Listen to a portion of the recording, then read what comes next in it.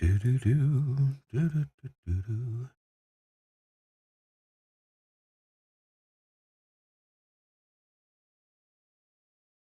Oh, sure.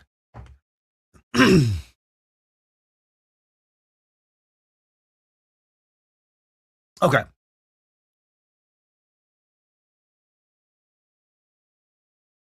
Hey, we're live. How about that?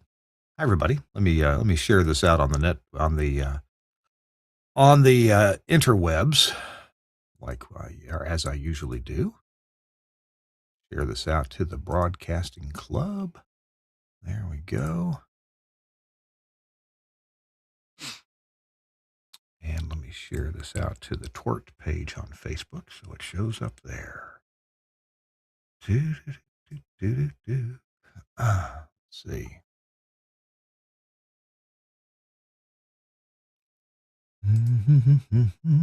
There we go. Kind of odd to be all alone. Excuse me.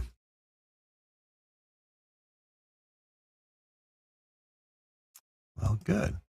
Hey, it's about 3 minutes before the top of the hour, and we're getting ready to do This Week in Radio Tech. Get back to my page there we go.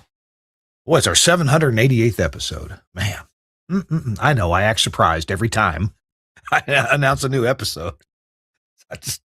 I'm so delighted. I met a couple people yesterday at the Opryland Hotel and Convention Center, where they're holding the National Religious Broadcasters Convention.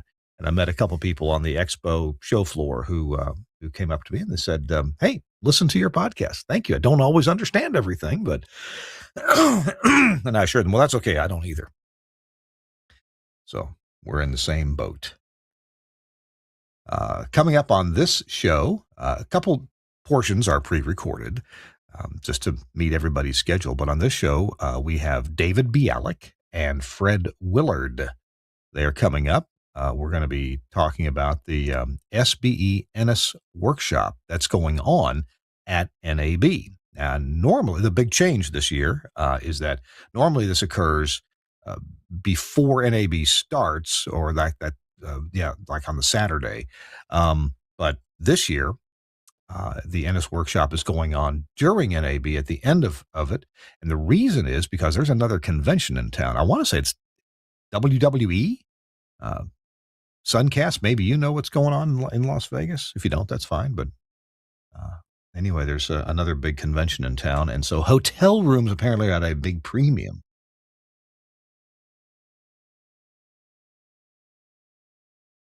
Oh, maybe that's it. Yeah, maybe that's it. Anyway, had something to do with wrestling. I didn't know if it was exactly what it was. I'm not really in that world. Kind of ensconced in my own world of broadcast. Ah, there you go. And the NAB show starts the 20th, maybe? I don't know, or the 19th. Whatever. Anyway, the point is that the SBE Ennis workshop occurs the last 2 days of NAB, and there's a fee for it, but it's like the best continuing education or introduction to technology ideas that you're going to find. So we're talking to David Bialik and Fred Willard. That's coming up early in the show. And then yesterday, I went to the NRB convention here in Nashville, and I got to talk with a couple of engineers and a production guy who I've known for 38 years, Byron Tyler of WCRV and Bot Broadcasting. And Byron talks a little bit about how their workflow has changed over the years. Pretty interesting. And I didn't know they were doing it like this, but it all makes sense. So there you go. That's a little preview of the show coming up, and I will have a tip of the week coming up at the end of the show. So I hope you'll stay tuned for that. So I'm going to be quiet now and let Suncast go to black for a second, and we will start out with the intro for the show.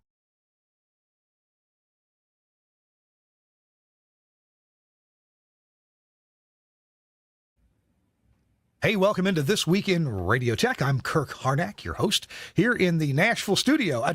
Today, it's the Max Connect studio. Thanks a lot to Max Connect for being one of our amazing sponsors on This Week in Radio Tech.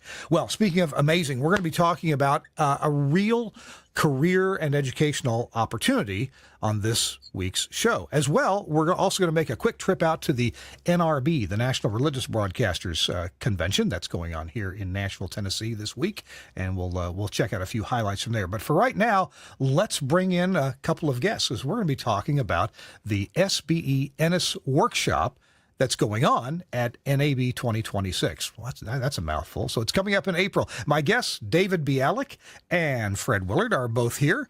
And gentlemen, it's great to see you. Thanks for joining me. Thank you, Kirk. Let's see. Let's start with Fred, because David is kind of a detail guy. So let's start with Fred. Fred, you tell us what we are looking forward to at the SBE Ennis Workshop. What's it about? Why should I care? Well, the buzzwords for NAB 2026 are artificial intelligence, streaming, sports, the creator economy, and cloud virtualization. Pretty much we're going to be interweaving those subjects in all of our sessions. Gotcha. And when you say sessions, this is going on for a couple of days at NAB? 2 full days, the last 2 days of the convention, which is a change, by the way. So take note of that. Yeah, normally I get to NAB early for 2 things: the Public Radio Engineering Conference, followed immediately by the Ennis Workshop. But this year it has changed in the timing. Can you help us understand why the change? WWE wrestling. What? Wrestling. Wrestling. Yes. Okay. You mean you couldn't combine Ennis Workshop and wrestling into one big event? If there were enough hotel rooms, we probably would have. Okay. I got it. Well, David, you were about to speak. Tell me your perspective on this change and what we might look forward to. Well, number one, more people come to see the exhibits, obviously. So now we're going to be during the exhibits. We were before the exhibits before, so a lot of people missed out. So this might work out better. I'm very hopeful. Good. And the sessions, we're going to detail the sessions in just a few minutes. So you, my fellow engineers who are watching or listening, you can make some decisions as to whether, hey, yeah, that sounds like, my career needs that. I need that. I need to learn about that. So we're looking at what the Tuesday and Wednesday is that the days that it's going on? All day, 9 to 5. And what's the location? North Hall, right in the middle of the convention center. So if you're going to West or Central, it's exactly in the middle, right upstairs from where the SBE booth will be again this year. Most of the broadcasting vendors will be in the North Hall, from my understanding, this year. Okay. And let me interject. SBE stands for Society of Broadcast Engineers, in case people don't know. Thank you. And we do get new viewers all the time, so thank you for pointing that out. All right, we've got David Bialik and Fred Willard with us. But we're going to talk about the upcoming sessions here in just a minute after we hear this from AIIR, air.com. And here's Ricky Lee. Hey, it's Kirk Harnack, and I'm here with Ricky Lee, the CEO of AIR. Ricky, you guys make a fantastic automation system, but streaming is a really big deal. Tell me about streaming with AIR. It really is. We've got a beautiful streaming platform with an incredible dashboard with fantastic analytics. And you can buy it for just $20 a month. All you can eat. No limits on bandwidth or bit rates. And you can also record shows as well. So if you like to deliver on-demand content for $20 a month, you can stream and deliver that on-demand content to an RSS feed that can feed your radio player, your mobile apps, or a podcast that people can download and enjoy. Now, $20 a month, that must be for just some slow MP3, right? No, MP3, AAC, and we also now support HLS, which is big in the industry right now. Wow, that's pretty amazing. How do I start to explore or find out more about streaming through AIR? You go to air.com, AIIR.com/streaming, and from there, with a credit card, you can sign up and get started. Hey, thanks so much to AIR, Ricky Lee and the whole group there, Dave Brierly Jones and others, all the support people at air.com for sponsoring This Week in Radio Tech. Hey, it's Kirk Harnack at This Week in Radio Tech in the Max Connect studio. And joining me today to talk about this SBE Ennis workshop we're back with David Bialik and Fred Willard. And so there's two tracks going on. We're going to focus on one of those tracks in our conversation, but let's at least inform our fellow engineers what the other track is. Has to do with RF 101. Who wants to tell us just a little bit about that track?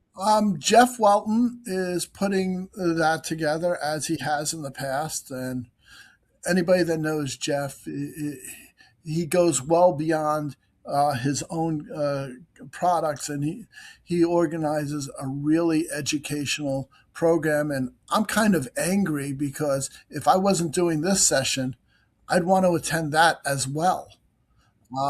I've often said that instead of putting these parallel, we should put them in series, just because there's so much information to learn. As a matter of fact, I helped Jeff get a couple speakers. Yeah, and if you put them in series, I understand that the resistance would be additive the whole way. Yeah. But all right, so there's RF 101, and for people who sign up for the Ennis workshop at SBE, you have to decide, what do I want to attend? Is there any jumping from one class to another, or do you need to stick with your? Oh, you can. Yeah, okay. you can jump between the two. Though I couldn't imagine why anyone wouldn't want to stay in our sessions the whole way through, because we're doing emerging technologies. Yeah. And we're talking about audio, video. We're talking about ATSC3, even though that's RF, but there's plenty of audio and video in there as well. We're even carrying HD radio. Yes. So, and go ahead. Whatever we are listing here, an engineer going to their general manager or to their planning board or whatever should know at least something. We're not out to give you a full degree in every topic, but we're getting it there to familiarize you. So because remember, an engineer does not have to know everything, but we need to know where to get the answer. Where to get it. Or who to get it from. From whom to get it, exactly. One of the things that I've noticed, and then after I mention this, we'll look over these sessions individually, is that whether you are new to the industry, or at least to this facet of the industry, and I'm talking about the emerging technologies, some things are already in place, other things are just now coming out, and things that engineers need to be aware of. And assure you're ahead of the game in your career if you can already address some of these things, in your management meetings and things like that, or your corporate planning. But one of the things that I've noticed is that the sessions at SBE Ennis workshops tend to get everybody on the same page. So you can be, I wouldn't say a novice, but you can be, a beginning to intermediate engineer and really pick up on this quickly. But also, if you're an advanced level of engineer, if you already have a good knowledge of this, you're going to learn something anyway. You're going to hear something or see something that you really hadn't heard before. Fred, am I exaggerating that, or would you find that to be true? I would agree with that. These are some of the foremost experts in their field. The presentations themselves will be, as you said, at a mid-level. Most of the people that will be attending this, are rather hungry and interested in where the industry is going. But at the end of every block of 2 or 3 sessions, we have a roundtable, or it's an optional break if you need to go answer your phone. But we have a panel of experts, and the audience can pose their own questions from their own facilities, and we'll have 3 or 4 people that can give great answers to the questions. And we always stress, especially when inviting the presenters, that this is a discussion of technology and technique. We're not doing sales presentations, and everybody honors that. And So instead of hearing, oh, his thing is better than mine or whatever, you're going to hear what the technology can do, what they're hoping their technology will do, and also how you can accomplish the goals that you need to know. There, it's very insightful that we try to answer all the questions without being biased at all. I hear you. Yeah. Yep. Tell you what, I've got a list of the sessions here, and I want to ask you about a few of them. Let's look at the ones for day one. So this would be on Tuesday. What day? What day is that? Is that the 21st? Tuesday, the 21st of April. Anybody got a calendar? 20th and 21st. 20th. So it's the 20th. Okay, Tuesday the 20th.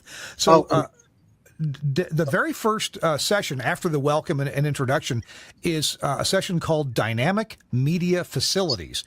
And, come to think of it, as I've visited broadcasters, I'm seeing more facilities, including a new one that I built a year ago on the island of Maui in Hawaii, dynamic. In other words, they're not just for radio, they're for other purposes too. So who wants to take a crack and just tell me 2 or 3 sentences about that session? What's it about?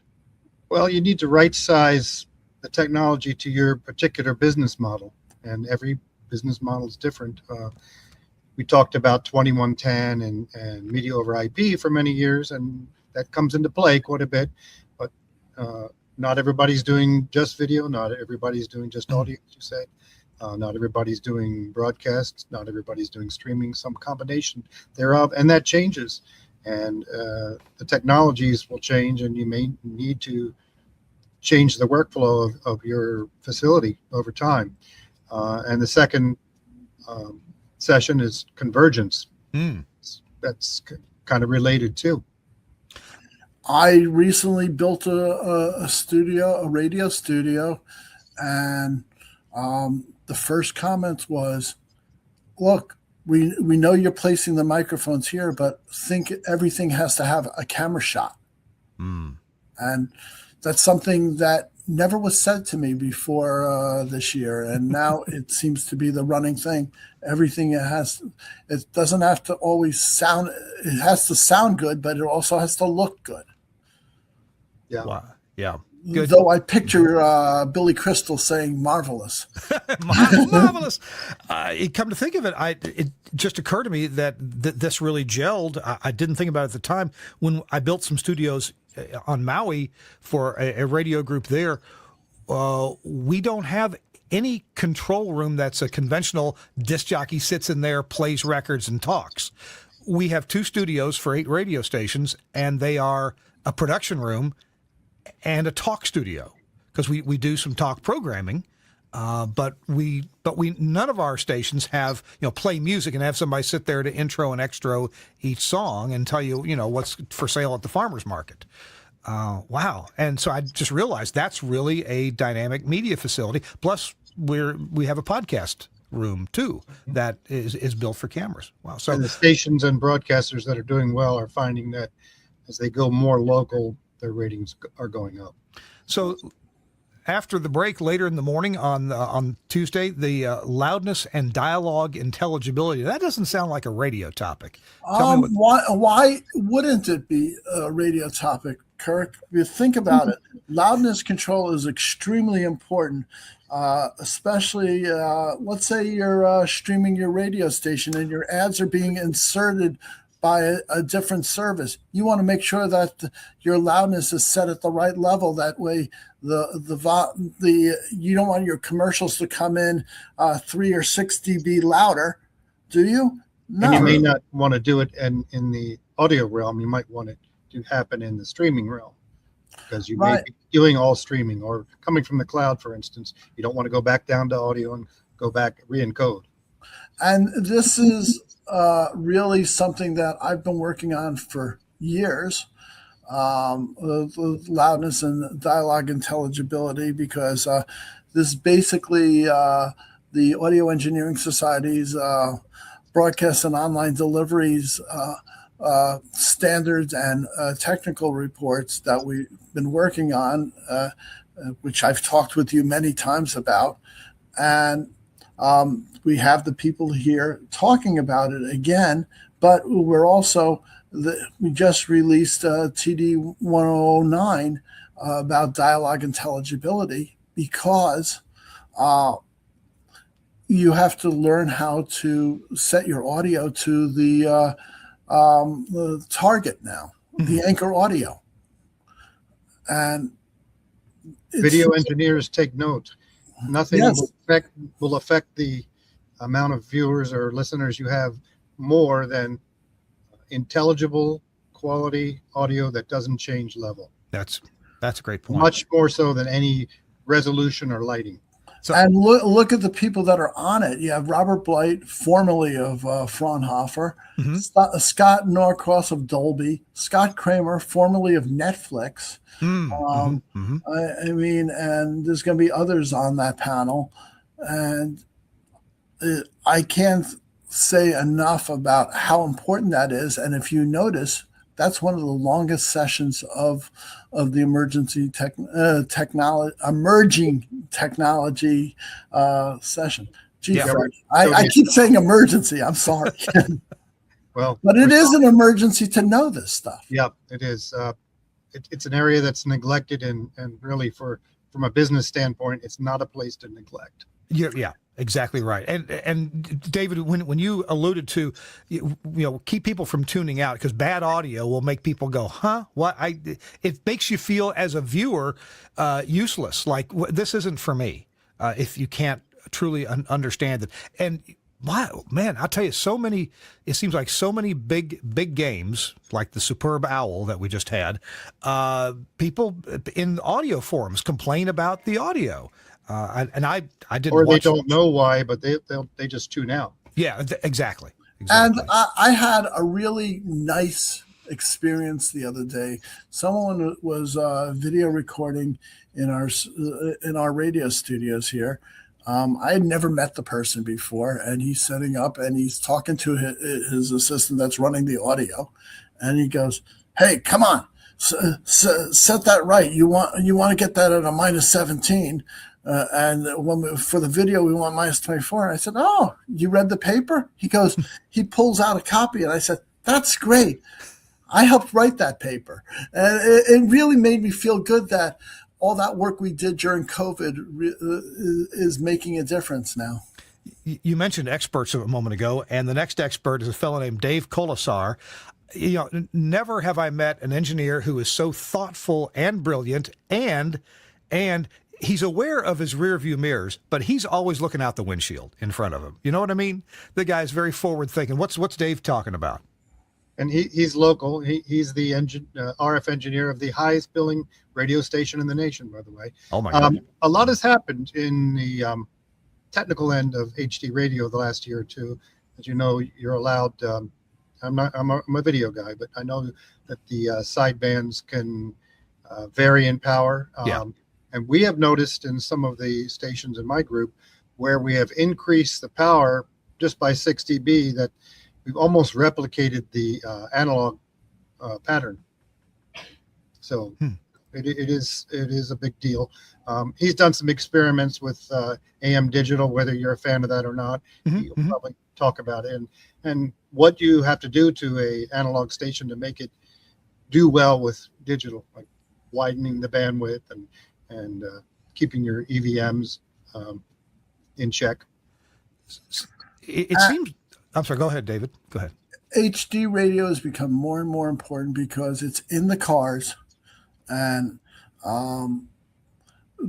stations are really selling it. I mean, it's nice that an HD2 or 3 is bringing in revenue now to the stations.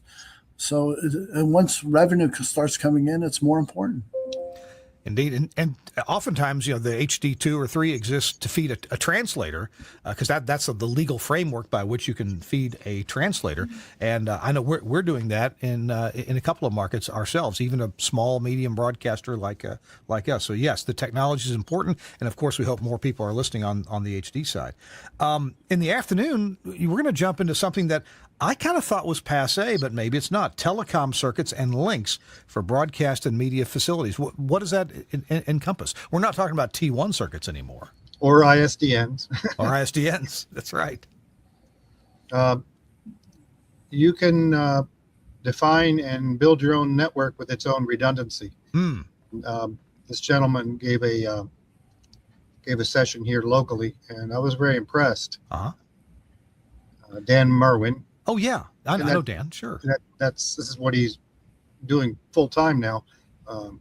Right sizing networks to serve a business and get backups and fallbacks and abilities to stay on the air when a circuit fails, or circuits that can rebuild themselves.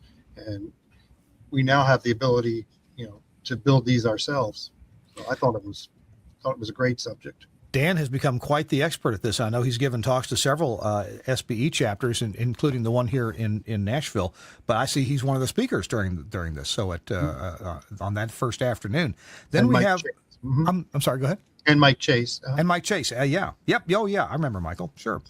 Okay. So the next thing about AI trends and programmatic ad insertion. Now, as an engineer, what do I need to know about this? Is this important? You need to work with your traffic or ad department.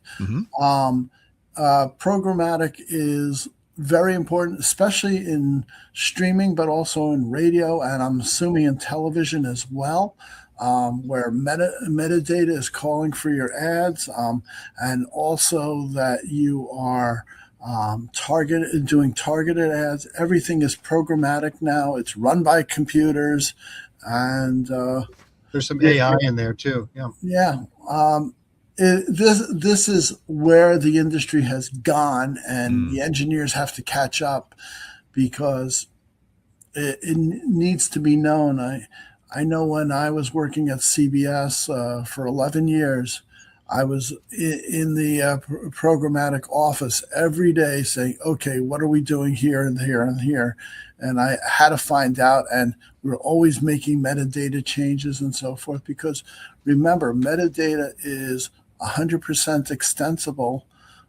You can create as many fields as you want to call for whatever type of ad you want.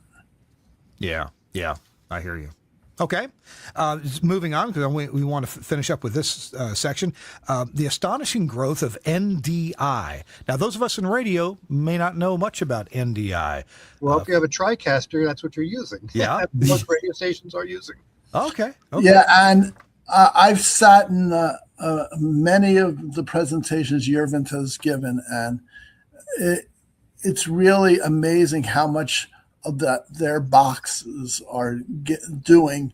And a radio station has to know video, because the radio station might not be a television station, but for sure that they're producing stuff for YouTube or any of the other platforms in social media, and you have to be able to produce video. Where a lot of us are surprised that NDI has taken hold as it has. We expected everything to be 2110 years ago, and we've had plenty of sessions on theory. Our sessions now are kind of more along the lines of, they're a little more practical, and how do you get NDI in 2110 environments to talk to each other? So we're going to cover that. Now, if you need to know standards, well, know that there are various flavors of HDR, high dynamic range, for television, but hey, we radio engineers like to enjoy good-looking television as well. This is something that people need to know about, yeah? Yeah, sports has been really pushing this. Oh, yeah.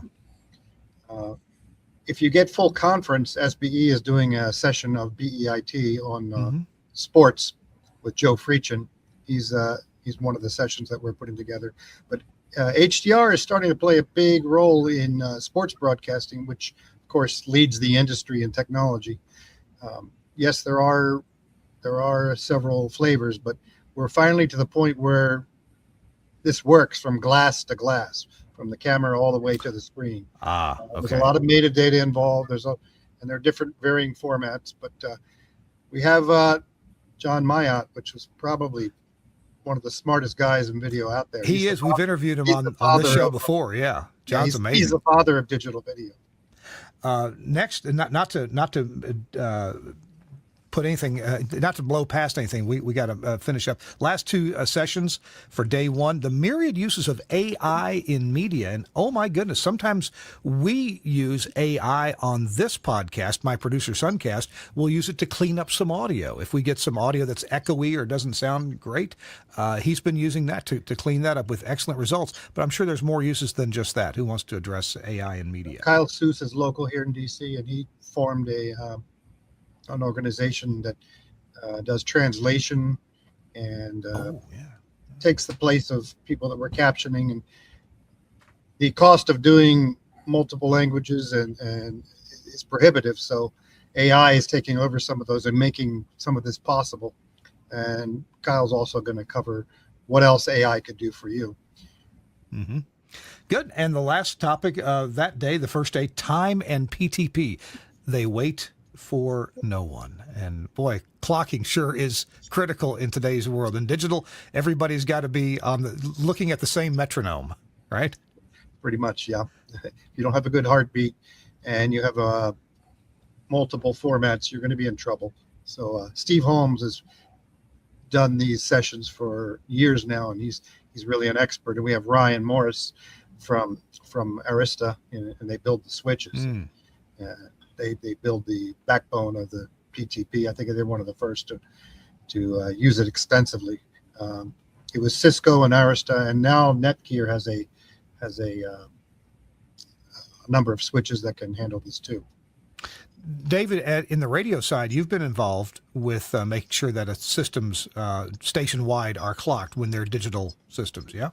Yeah. I just dealt with an issue the other day where the traffic network wasn't meeting my automation system, and I was going crazy, and I realized that the clocks were off.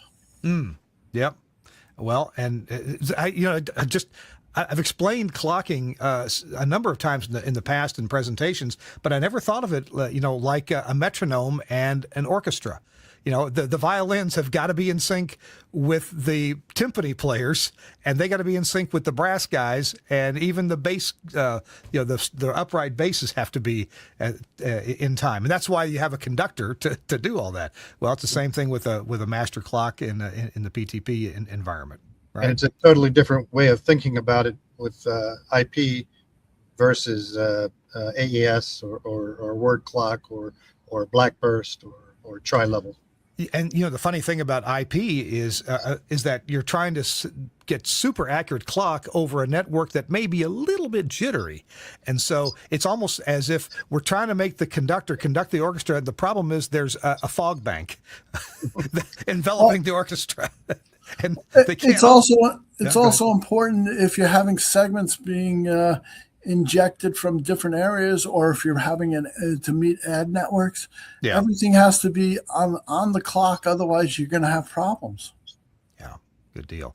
So that sounds like it kind of wraps up day number one of the Ennis Workshop. We're going to be back in just a minute. I'm Kirk Harnack along with David Bialik and Fred Willard, and we'll be back here in just a minute to finish up, talk about what's coming up on day two, so you can be well informed and decide if you want to go to this in Las Vegas. I'll be there, and a lot of your colleagues and friends, a lot of people that have been on this show on TWiRT will be there as well, either in the audience or as speakers. We'll be right back after this on TWiRT.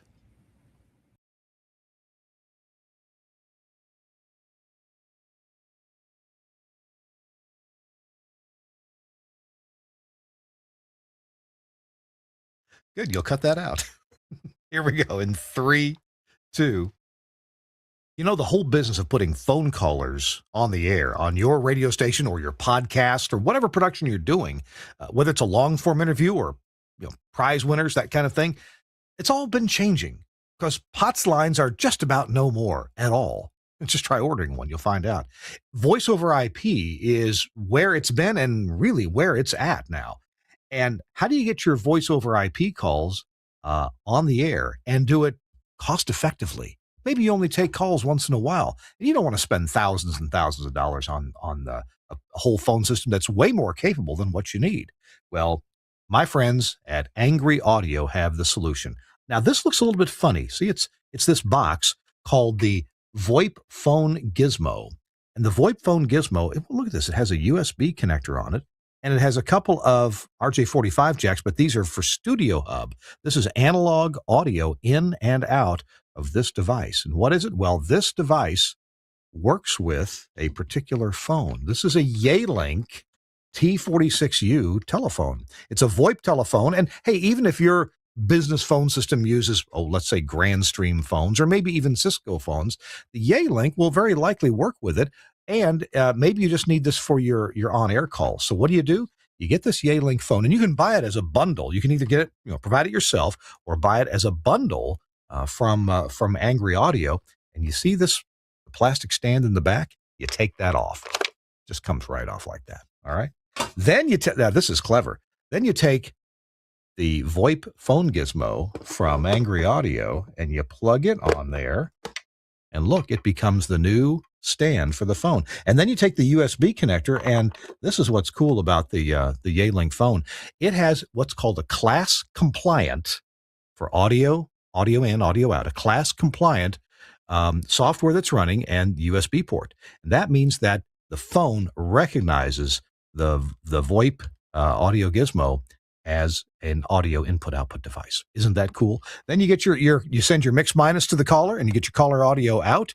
Voila, you use the buttons on the front to select your phone line and put your caller on the air, and you are off to the races. It is brilliant, and it sounds perfectly good. One reason is because the electronics here, it has what we call galvanic isolation.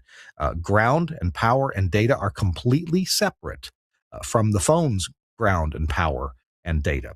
And so you don't get any hums or buzzes, nothing like that. It connects to your consoles, analog inputs and outputs. And like I said, you're off to the races taking phone calls. And if you're not quite sure about how to make VoIP work, you can also get, I think for about $700, you get the Yealink phone, you get the adapter here, and you get a year's worth of VoIP phone service from Max Phone, a service of Max Connect. So the folks at Angry Audio, Mike Dosh and his crew have made that all available to you right there. Go to angryaudio.com and look for the USB phone gizmo to get audio in and out of your phone. Put them on the air. Really cool. Thanks a lot, Angry Audio, for sponsoring This Week in Radio Tech and for making this really clever device a great way for putting callers on the air. Hey, our show is also brought to you by, we were talking about Max Connect, brought to you by Max Connect, and a fairly new product that they have. And it's really quite cool. It's the RMT 416. A bunch of letters and numbers. What is the RMT 416? Well, it is a multi-tuner. And the brilliance of this thing is that you can outfit it for as little as 4 tuners or up to 16 tuners in one rack unit. You can access it from the front panel. You can see what's going on with any of the cards that are in there. You can also access it over the web, and you can look at the station statistics, how much it's been on the air, that the levels are good, and that you can tune it over the web, and you can listen over the web. And what's cool is you can also mix AM, FM, HD, and NOAA weather radio, all determined by the cards, the tuner cards that you buy to outfit your particular RMT 416. It's a single rack unit. It's got the power supply in it, the network connection, and there are 4 slots to house the user option tuner cards. And each tuner card, each one, has 4 tuners with analog audio for each tuner on an RJ45 connector. And when you put in 4 tuner cards, of course, you get 4 times 4, you get 16 tuners in one rack unit. This is so cool because we got so many radio stations now, and engineers like you and me, we are tasked. Oh, look on the screen there. If you're watching our video, you can see the statistics produced by the RMT 416. This is so wonderful for keeping track of your radio stations. And of course, you can set up alarms to notify you when things don't go as you planned. Check it out. It is from Max Connect, MAXXKONNECT. Go to maxconnect.com and check out the RMT 416 multi-tuner. All right. I'm Kirk Harnack here on This Week in Radio Tech, and let's go right back to our show.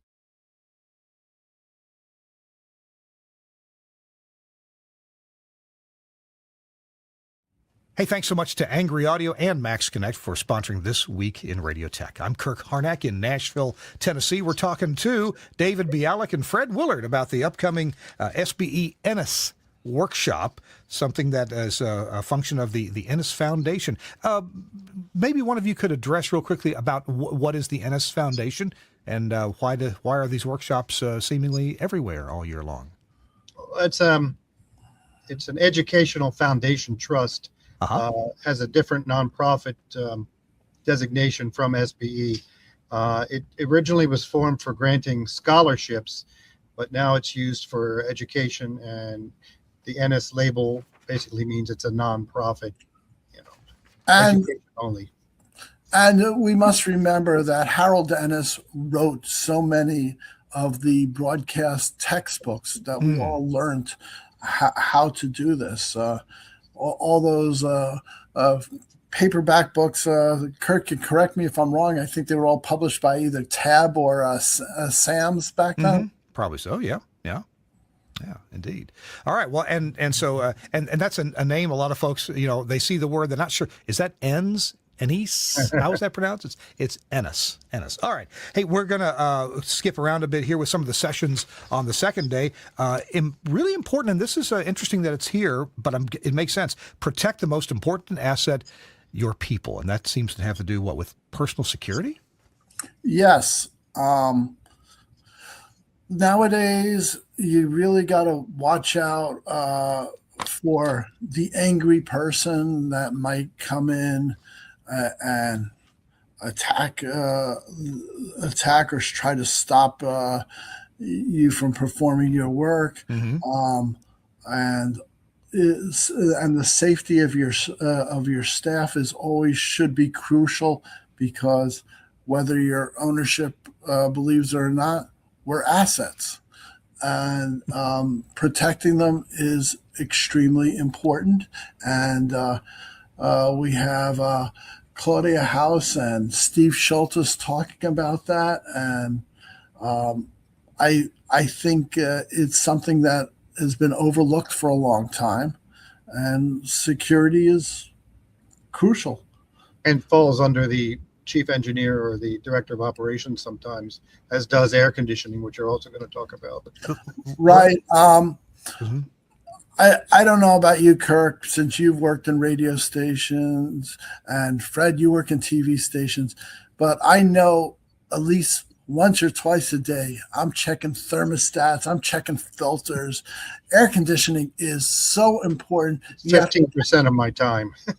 You have to always worry that everything is working at the optimal temperature, and also the optimal temperature for your equipment has to kind of be the optimal temperature for your staff to work to, because an angry staff is not good.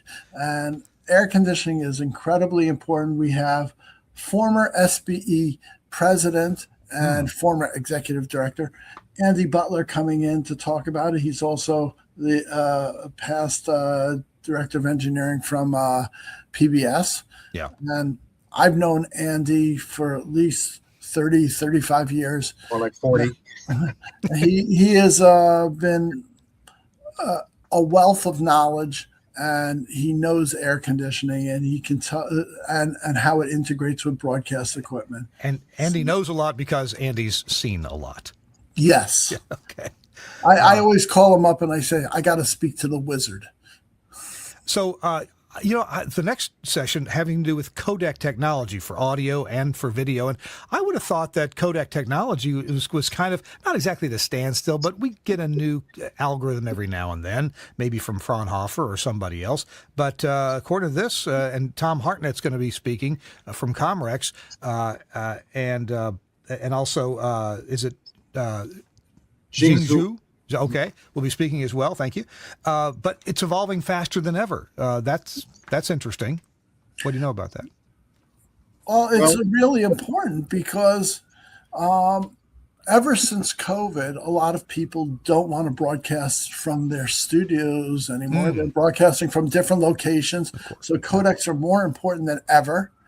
And also to be more local and or even international, the codecs are the inexpensive way to meet the mediums. So, like I have staff right now broadcasting in California, and people don't even know. You can't tell the difference between California and New York because it sounds perfect. Yeah. mhm. And some of the new ones carry metadata for the loudness control and machine control. Oh, yeah. And that's built in. We do have AV1 and VVC, which are coming along. H266. So years ago, we thought, well, MPEG-2, that's what it is, and we'll never get more than 2 HDs in a channel, and that didn't turn out to be the case, did it? Wow. Yeah, you're right. And next on the hit parade here, something that's really important because they're newer technologies. Now I know audio over IP has been around for 20 plus years now, but still we need to learn how to troubleshoot that and determine, is this a hardware problem, a software problem, and is it a network problem? So that's a session, media IP troubleshooting, hardware and software. Yeah, and John Davis, who originally, I think I first met him at Logitech, and then he's working at Wheatstone. The man is one of the best troubleshooters there is. And when he's doing troubleshooting, you have to pay attention because he's also teaching you how to troubleshoot. Mm-hmm. And I can't say enough great things about John. He's led me out of so many problems in the past. Some really complex, some really simple that I should have known. And he's great. And with Steve Holmes, also a presenter there, Fred, doesn't that get us into the world of video IP troubleshooting? Yes, and there's a lot of convergence there too. Mm-hmm. So you have 2110-30. It's all kind of coming together, whether we like it or not. So then after the lunch break, we get into something that a lot of people are a little scared of or distrustful of, and yet we use it all the time. The three of us are using it right now to talk about this, and that is cloud technology for media. There's a part 1 and a part 2. Part 1 has to do with video production and television broadcast using cloud technology as part of the workflow, and then the second part of that session is radio broadcasting and streaming using cloud technology, and we're using it all the time. So what kind of things are we going to be learning here in these sessions? Learning not to be afraid of the term cloud, because guess what? It's just a server farm somewhere else, and you're utilizing it. A lot of people are afraid of cloud. I had a general manager walk in one day saying, I don't want to have anything in the studio anymore. He goes, I just want to use the microphone, send it all to the cloud. And I said to him, we still have to connect to somewhere. He goes, no, it's just the cloud. I said, no. So people don't even, management doesn't even understand the term either. Yeah, well, and this is making the case. Is this correct for you? Maybe it's not. So we're going to look at where it makes sense, where it doesn't, use cases, business aspect. Yeah, and so far we don't have transmitters in the cloud, and I don't know that that'll ever happen. And just thinking about using the cloud in everyday life, there's some things it can't replace.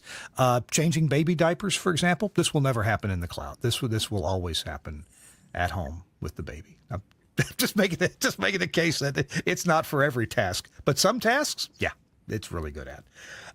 Let's see, and then we got a couple more sessions. Let's hit the very last one of the day, or one of the last ones, and that is from engineer to owner. I'm speaking at that. What am I going to be speaking about, gentlemen?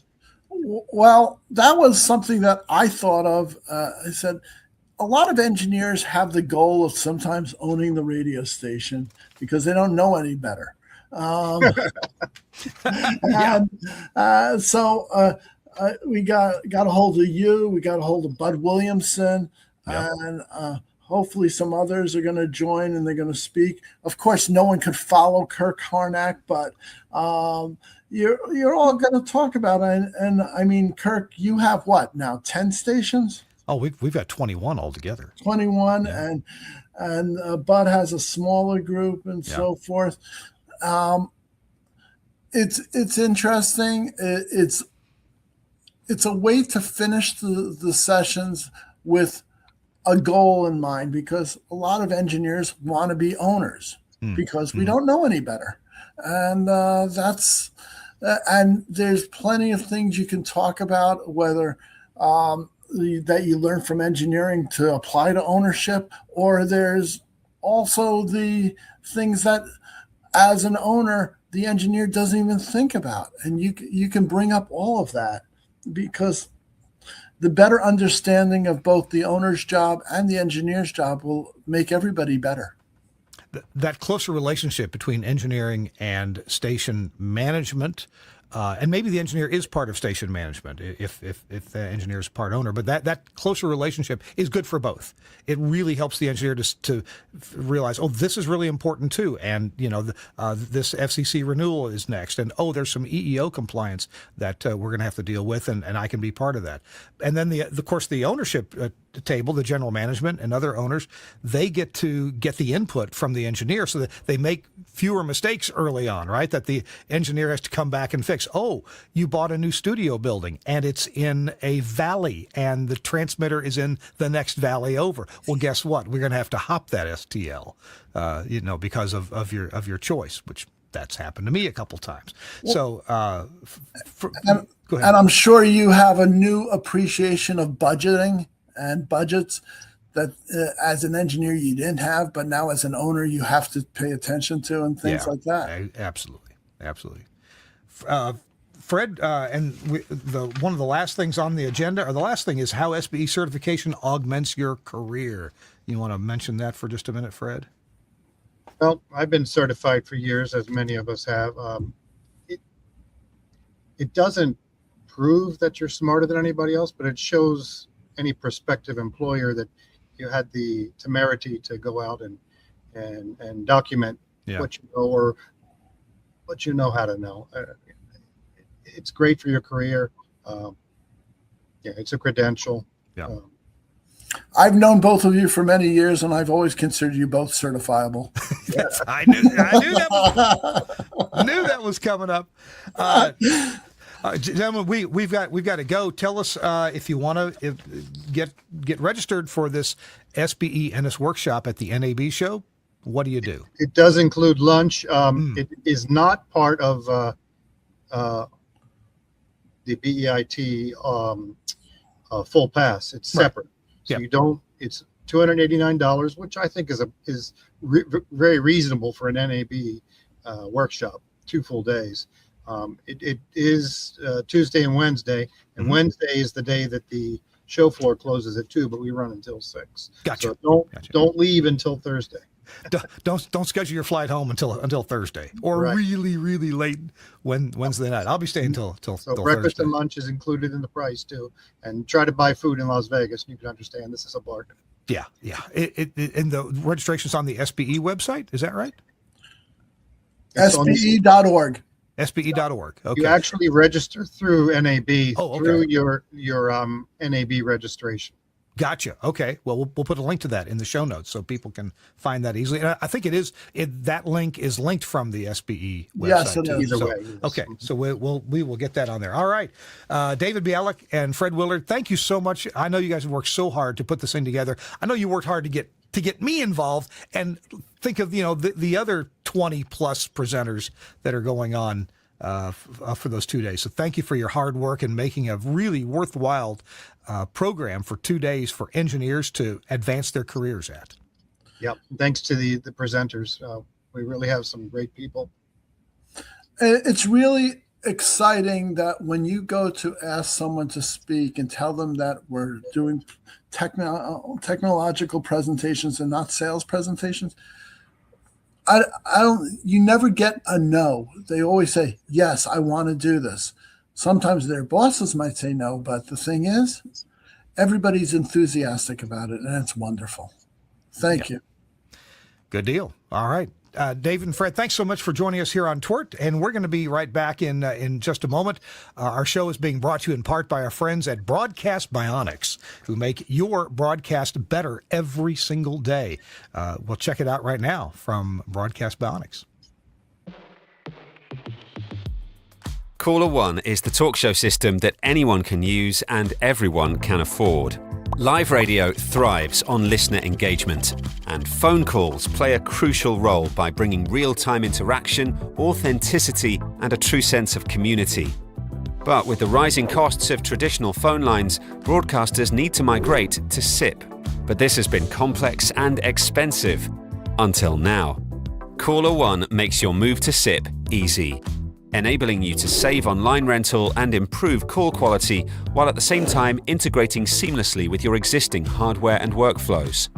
With Caller One's intuitive browser interface, you can answer, screen, and route calls to air from any device anywhere on the network, eliminating the need for expensive, dedicated hardware. And it integrates seamlessly with the IP or analog console you already have. It's quick and easy to add notes and flags to callers. And with its built-in database, you can view call history and previous call notes all on one screen. As well as smooth call handling, Caller One records an isolated feed of the caller and presenter for every call, allowing rapid editing and repurposing of content for trails, podcasts, or social media. Flexible licensing allows you to choose 3, 6, or 12 lines, which can even be shared with a second studio. Make the switch to SIP with Caller One for a subscription that is less than the price of the daily coffee run. Get started today at bionics.co.uk/Caller One. What a great system for putting callers on the air. It's all VoIP, and it runs so easily, and it's got built-in call screenings. Check it out from Broadcast Bionics. Thanks a lot, Broadcast Bionics, for sponsoring This Week in Radio Tech. Hey, I'm Kirk Harnack. Glad to be with you. And in addition to talking with David Bialik and Fred Willard about the upcoming SBE Ennis Workshop, 2-day career blaster, I also got a chance to go to the National Religious Broadcasters Convention, which is going on right here in Nashville, Tennessee. Even today, I was there yesterday and caught up with a few people, and a real big appreciation for the folks at Broadcaster General Store. I got to stop by and talk to Matt Leland from Burke Technology, and remote controls and having everything in a dashboard, really important. Let's check out this quick talk with Matt Leland. We're at the NRB show, the National Religious Broadcasters Show. Did I get that name right? Yes. Okay, all right. Matt Leland is with me. He's with Burke Technology, and I've known Burke for years and years and years, and you guys keep improving and keeping up with the technology. What is hot at Burke these days? Oh, our Burke Technology, the ARC Plus system is it's really hot. It's kind of relevant. We keep updating it, as you indicated. We get a lot of questions like a good question they say is, my transmitter has an interface I can log into and take a look at it. Yeah. Why do I need a Burke system? Well, with the Burke system, you can bring in your audio processor, you can monitor your generator, you can turn things on and off, Right. monitor everything that goes on at your station, all in one place. I had a customer a while ago, had 40 stations, and one of his engineers was spending his Friday afternoon every week logging into all the individual SMP or units that had an interface you can log into just to see if everything's working properly. Right. So why don't we bring them all in the Burke system? Well, It will automatically tell you if something's wrong. Taking care, I'm part owner of 21 stations myself. Right. And we have Burke ARC Plus system at several of the sites. Right. And it's the whole concept of a dashboard is great. Sure. So I can see all the transmitters or almost all the transmitters on one screen, switch to another screen, see the rest of them. And of course we get notified with anything goes out of parameter. And I can't do that as easily with individual user interfaces. To have it all on a dashboard, that's a real blessing. That's right. And another feature people don't realize is you can set up timers. You're a busy guy. You got all those stations. You might forget it's time to change, just the filter on the air handler. Oh. You could say every 6 months or 6 weeks, whatever your cycle is, send me a notification. It's time to do that maintenance feature. So you can set that up for all the different things that you might want to periodically check on, just as a reminder. And then it comes out like a normal alarm, and you clear the alarm when you're done, reset the timer, and it'll remind you next time around. Now you said timer. Is it a timer or is it a calendar or either way? It's essentially, we call it a timer because you set it up and you can define the time cycle it's going to trigger on and things like that. Okay. All right. And that- Like I might need the Burke to remind me that it's the general manager's birthday. Right. You could do that. Okay. All right, good deal. Now, to get into the Burke ecosystem, Yeah. what can an engineer who hasn't used Burke, what can an engineer do to kind of get familiar with it? We have 5 1-hour webinars recorded and on our website. You can okay. review them on different aspects of the system. And then at your leisure, if you have trouble sleeping at night, you can watch till you fall asleep and then pick it up in the morning. We'll put that in the show notes. We'll put those 5 1-hour. Okay, Yeah. so you'll know all about That you'll know all about it. What you don't pick up there, you can call our tech support. Tech support's free for the life of the product. So we've got a couple guys full time who are there to answer questions. good. Well, again, I'll reiterate. I love the fact that you can see everything all in one place and get notified about things that aren't right. Absolutely. All right. All Matt, right. thank you much. Appreciate Thank you very you. much. We're at the NRB, the National Religious Broadcasters, here in Nashville, Tennessee, at the Opryland Convention Center. Thank you.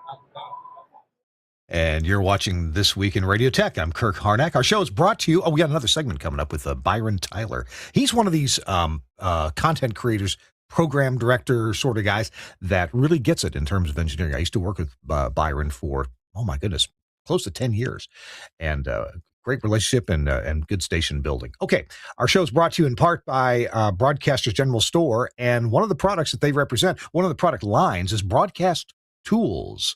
Broadcast Tools. And one of the things that Broadcast Tools makes is something that we're finding more and more need for, and that is a multi-station relay for EAS. You know, there are some older ones out there. It's hard to find new ones, but the MSRP3 is the 3-station analog stereo EAS relay panel. Now, I've got several of the analog version of this. I want to say, I think they make an AES EBU version of this, but I've got the analog one. And in fact, on Maui, we've got 8 radio stations that we break into all at the same time whenever we do an EAS test or we have any EAS messages that need to go out. And so we have 3 of these in a 1RU rack, and that interrupt all of our stations all at once. And it just works great. We take audio out of our Sage NDEC unit, and we split that up. We feed it to each of these units, and they automatically inject that. There's a number of remote control deals that you can do with this. You can also have serial control of the MSRP3. It's a single balanced stereo switched audio input relay. In addition to the one that's built in the NDEC, this gives you 3 more. So you could do 4 stations with your NDEC and with this box from Broadcast Tools.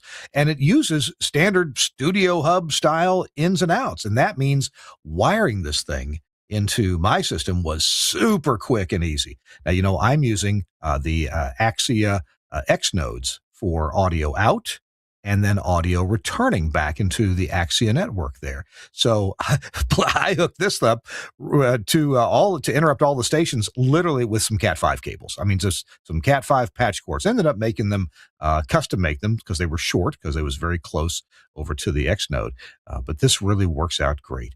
A lot of stations need this, and you've got to fulfill your requirement to have EAS in the line and have it be able to operate automatically. So we're going to give you a link in the show notes to check this thing out from Broadcast Tools, the MSRP3 3-station analog stereo EAS relay panel. And if you want to get one, you want to get 2, or like me, you want to get 3 of them, you call our friends at Broadcasters General Store, BGS. The website is bgs.cc, bgs.cc, or you can call them at 352-622-7700. Hey, I just saw some folks from BGS yesterday at the NRB show. Talked to Dave Kirsten for a while. They run a great company there, and you ought to support them. If you're buying broadcast gear, please check out Broadcasters General Store. Let them give you a price and a delivery commitment, and I think you'll be very happy that you did. I've been buying from them for a long, long time. Check them out. Thanks a lot, Broadcasters General Store. All right, we got one more quick segment here. I got to talk and meet up with Byron Tyler of Bot Broadcasting, WCRV. Byron produces a couple of shows almost every week, if not every week. And here's a quick interview with Byron. We're at the NRB in Nashville, Tennessee, at the Opryland Hotel, Convention Center, and Big Expo Hall. I'm Kirk Harnack, along with Byron Tyler. Byron, great to see you. Kirk, it's always good to see you. Man, yeah, I've known you for almost 40 It's years. been almost 40 years. It's hard to believe. We were just kind of passing each other. Usually we see each other here at the NRB. Yeah. So, Yeah. yeah, but it's been quite a few years because you moved to Nashville area. Right. And I'm in Memphis, still in Memphis. And so we don't get to see each other too often, but it's always great to see Kirk Harnack. Now, the company you work for is the BOT, B-O-T-T, BOT Radio Network. Right. And how many how many Oh, my goodness. stations they have? Right now, we're still growing. I think we're about 130, I guess. Oh, my goodness. Yeah. Okay. And okay. continue to put other stations, So I was the engineer at WCRV in Memphis, Tennessee. The bots upgraded it to a 50 kilowatt daytime non-directional station, Right. and then about a little under a kilowatt at night. Exactly. Is it still similar to It's that? the same thing. Yeah, Okay. exactly. Yeah. Have they gotten any FM facilities in Memphis? Actually, two. Yeah, we've got two FM, 100.7 FM and 93.7 FM Okay. right now. And No don't translators. the bots have something in Nashville as well? We do. Yeah, we have several stations in Nashville. Okay. The Trevecca Nazarene College Yeah. had like 4 or 5, I think, stations. Dixon, Nashville, there was an AM in the mix. And Okay. FM, so we have those stations now. Wow. Very Yeah. cool. So you're not an engineer yourself. No. But you have to fiddle with the But equipment. I play from time one to time. sometime at the radio station. That's right. That's right. So as you're a content creator, you've had a show for many years, Yeah. Mid-South Viewpoint. Right. Yeah, Mid-South Viewpoint, as you know, when the Bott family first came to Memphis in 1986, Mid-South Viewpoint was a local program designed to get community involvement. Right. And so it's changed over the years. We used to have a different host, a volunteer host for the show. And now I do the show on Wednesdays and Thursdays Uh-huh. at 3 o'clock. Now, the production techniques have changed Yes. over time. Did you used to do the show live? Yes, the show was live. Yeah. When I was the engineer, I think Yeah, you were doing the show it live. was live. We took phone calls for Yeah, guests. Yeah, that's we used right. to do that. That's That's right. all changed now. We also had to time the show so it didn't occur when the freight train went by in front of the bank. Yeah. So yeah, I remember that. Yeah. Uh, So now, what's your workflow now for doing this show, which, by the way, is well listened to? Thank you. Yeah, Kirk, basically, I try to find guests. I'm always looking. Being at the NRB provides a great opportunity to do interviews here. So basically, I find somebody to do a interview, a topic, Yeah. do the show. It's about a 30-minute interview. And then I get the audio, the raw audio, and record it into, mix it down to the format. 26 and a half minutes is the ultimate start. That's the goal. Yeah. Yeah, the start to top, thing.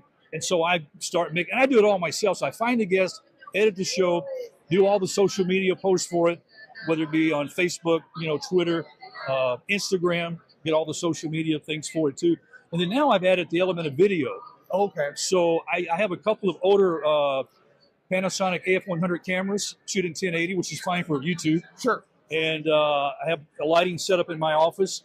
And so that's part of the interviews. Not every interview is video, but I'm starting to add that more and more. Okay, so they air on, now after you're done with the show, Yeah. you upload it into an automation system. Yeah, upload it to a folder. We use Zeta as Yep. our control for the stations. Yep. And so Overland Park, Kansas is where the playout center is. So all the audio is played from there back to Memphis. Gotcha. Yeah. Gotcha. But then there's also, for some shows, there's a video edition of the Exactly, show. yeah. Okay. And that's basically posted on the YouTube channel and also on the Bot website. Wow. Wow. That's amazing. Well, listen, as an engineer, working with you 38 years ago, it was an incredible pleasure Yeah. because you kind of really understood the challenges that an engineer had, and you didn't make my job more difficult. I'll tell you Well, I that. appreciate that. Well, I always love a quality engineer, and you definitely brought that to the table Oh. for the Bot family. It's really hard to find sometimes a broadcast engineer committed, to the quality of radio today. Yeah. It's not an easy find Kirk. I think you know that. Wow. Byron, Yeah. listen, Hey, brother. checks in the mail. I appreciate Thank you so appreciate much. It better be a lot. We'll be right back here on This Week in Radio Tech.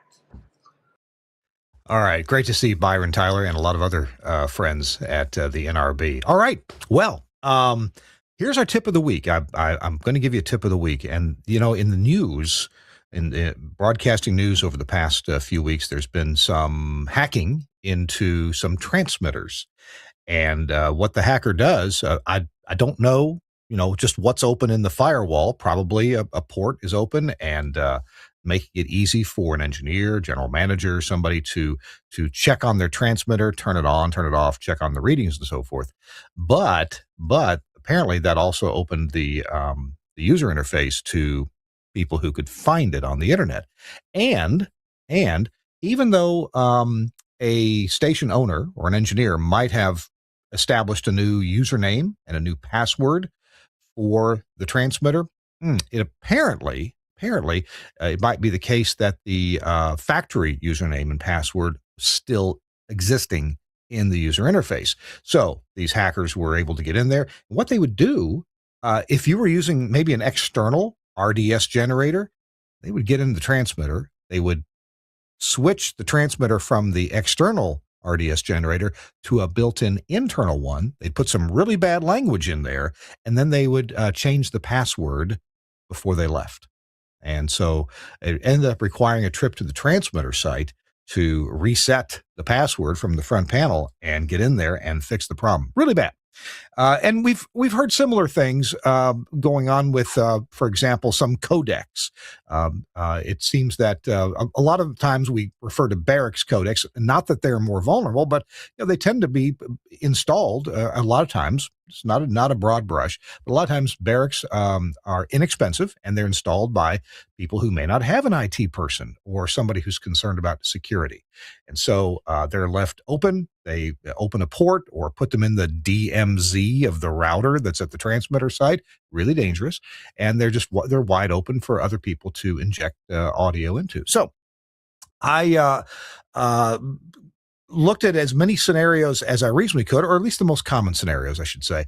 And I wrote a paper, wrote a white paper and an executive summary on this topic with some ideas on how to better secure your equipment. And this is really important. Don't get hacked. Don't get hacked. It's so preventable. And I wrote, I'll provide links in the show notes for you on this show. So there'll be a link. You can just go get the white paper. Or if you need to give the executive summary version of that to your station owner, general manager, somebody who's going to say, yeah, let's get this fixed. What do we need to do? There's a short version of it for that is kind of written from a C-suite point of view. So I'll provide links in the show notes. Watch for that on our published version of This Week in Radio Tech, and you can download that paper. I've run it by a number of engineers and IT people, and everybody seems to think, yeah, Kirk, this is pretty spot on. Of course, there's VPNs is one solution, but VPNs can be a little complicated for people who are not well versed in them to set up. And there's different kinds of VPNs that you would want to implement the right kind. Otherwise, they're not going to do you any good.